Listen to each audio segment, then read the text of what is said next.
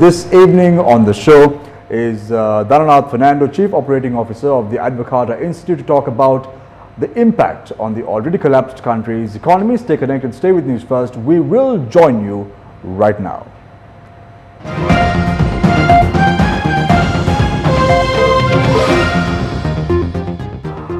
Now, Dhananath, the government made a few mistakes. The first being is not closing the door when the first detected patient who was infected with COVID-19 was detected on the 11th of March, and then not going for a partial lockdown. On the economic front, the government made a few mistakes as well. Number one being price controls being imposed. You saw President Gotabaya Rajapaksa making a special statement, said that dal would be 65 rupees a kilo and canned fish at 100 rupees. Then they printed 50 billion rupees of money, and then import controls was brought in. In your opinion, how has this impacted the country's economy? In the first front, Shamir, when you have price controls, it looked, even the public thought this is a good measure, and I'm sure the government did it with a good intention. But the end result has been the tin fish and the dal has been disappeared from the market. The simple reason is, if you look at the prices according to the government census and statistics, just in the first 2 weeks in March, it was almost double the price. The tin fish was about 225 rupees and dal was about 130 rupees. So the products are already in the shelf. So when you have a massive price control, of course, the people are going to disappear or hide the products from the shelves, and there will be an additional demand. And if I am an importer, it doesn't make sense for me to import something even if I can't sell it at the cost.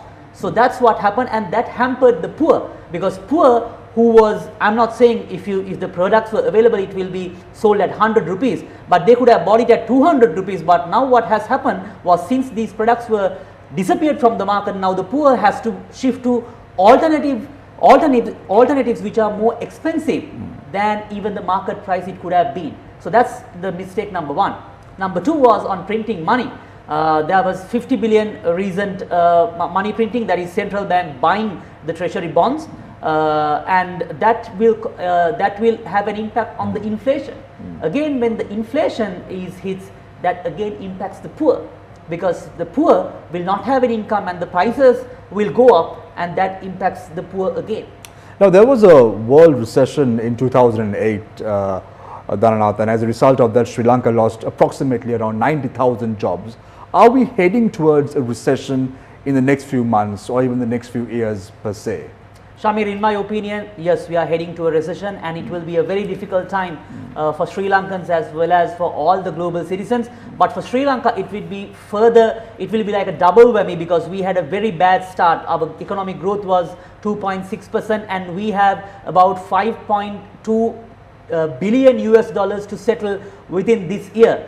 If I were to give you like a picture, on the Hambantota port deal, we got about 1.3 billion US dollars. So we are talking about 5 times of the value of Hambantota port deal to settle only the debt repayment for this year. For the next 3 years, it's total with this year about 8 billion US dollars. That is about 8 times of Hambantota port deal. So it is a massive amount, and it breaks my heart as a Sri Lankan to say we are heading towards a recession. But unfortunately, Shamir, it seems that's the reality. Unfortunately, Dhananath, there is political tug of war over the oil prices in the world market, and why not pass this on to the ordinary consumer, the ordinary citizen? But is that the way out as far as the country's economy is concerned? Can you just pass it on to the public in a scheme of a subsidy, or even in terms of a stimulus package? Is this the way out?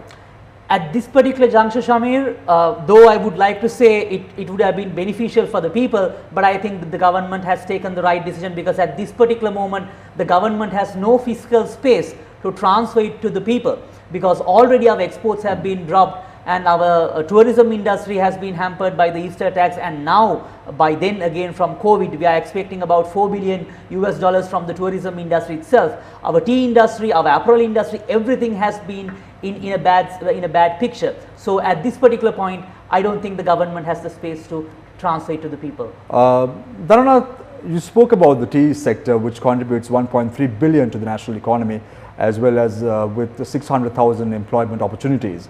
Then you have the tourism sector, which contributes 4 billion US dollars, with 5% of the GDP and approximately around 400,000 direct as well as indirect employment. I want to focus on the tea industry because I also come from the tea industry, and I see that depreciation of the Sri Lankan rupee against the US dollar is impacting a lot to the exporter as well as the importer. How can the government avert this problem? Because in a nutshell, many might think that, you know, exporters are making money because the rupee is depreciating against the US dollar, but that's not the case, because most of the companies take loans against the US dollar, and hence when you buy the loan at 180, now it stands at 192.50. It affects companies as a whole.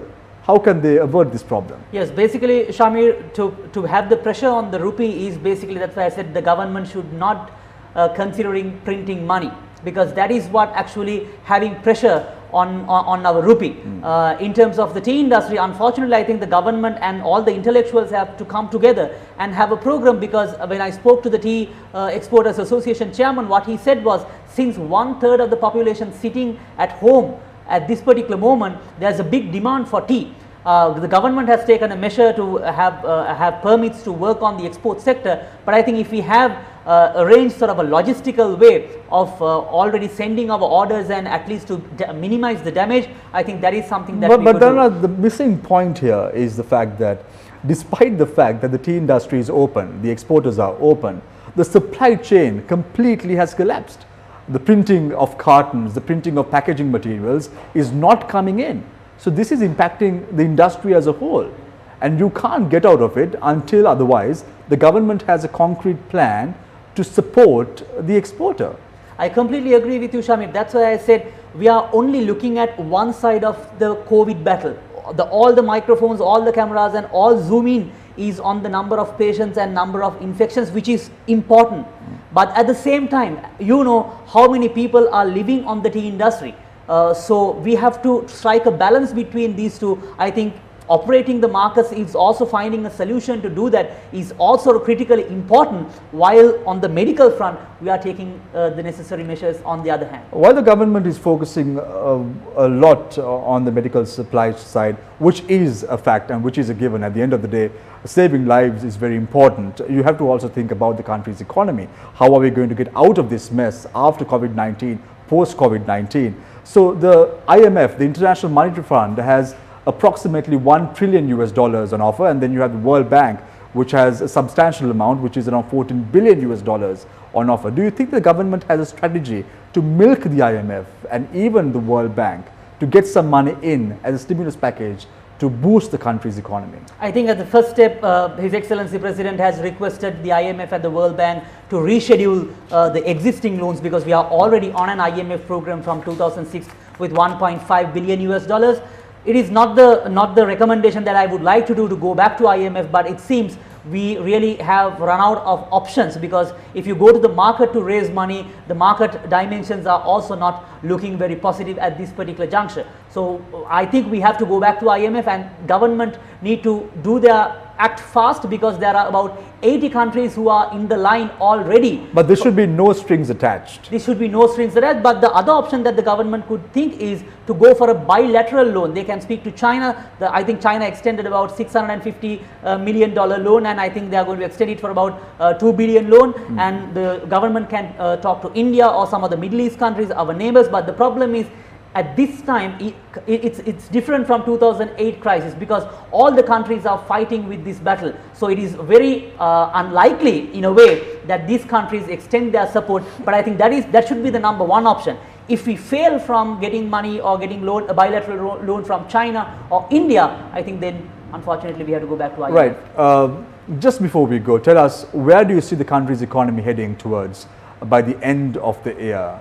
Would we hover around 4%, or will it go down to around 2% or even 2.5% or so? I think, Shamir, it breaks my heart again, but it will be less than 2%, because already even last year we had about 2.6%, and already this quarter seems no production in the country. I think what we could do is, rather than like while we are talking about the problems, I think the government may have to consider of declaring like a 6-day work week. So that is the way forward. That is the way forward, and I think people have to get prepared psychologically to work harder and they have to take pay cuts, and there will be a lot of unemployment, and profits will be low, the government tax collection will be low, and there will be a lot of price wars, and the property value will be lower. And I think as Sri Lankans, unfortunately, we have to psychologically get prepared for this slightly the darker days to dawn. Is there any silver lining in this dark clouds? Is there any glimmer of hope as far as the country's economy is concerned? Can we reboot ourselves and say we are a resilient nation, we overcame this problem as well as far as the country's economy is concerned? Can we come out on top, Dhananath? I would like to be optimistic, but the thing is, what we have to do is, by getting loans, what we are trying to do is delaying the crisis. I think it's important that at this first point we somehow float at this moment, and then thereafter to go for a big economic reform package and then move from there. I think for the moment what is important is looking at the short run and manage this year, and that has to be the priority. Right, thank you very much, Dhananath, for joining us this evening. Now, earlier on in the news bulletin, we mentioned how the Presidential Task Force has drawn its attention towards the crisis faced by the country's apparel sector in the wake of COVID-19. Looking into the country's apparel sector is rather commendable, but what has to be understood by the government is the apparel sector alone does not contribute to the country's economy. There are many other sectors like tourism, there are many other sectors like the remittances that are being brought by the expat workers as well as the tea industry as a whole. However, in the midst of a crisis such as COVID-19, it is important to know that almost all sectors have been severely affected, and many conglomerates in Sri Lanka are facing the brunt at present. It is imperative at this juncture that all the sectors, including production, services and industrial sectors, are looked into for a better future as far as the country's economy is concerned. Thank you very much, Dhananath Fernandes, Chief Operating Officer of Advocata Institute, for joining us this evening on the News Bulletin. We can easily forgive a child who is afraid of the dark. The real tragedy of life is when men and women are afraid of the light.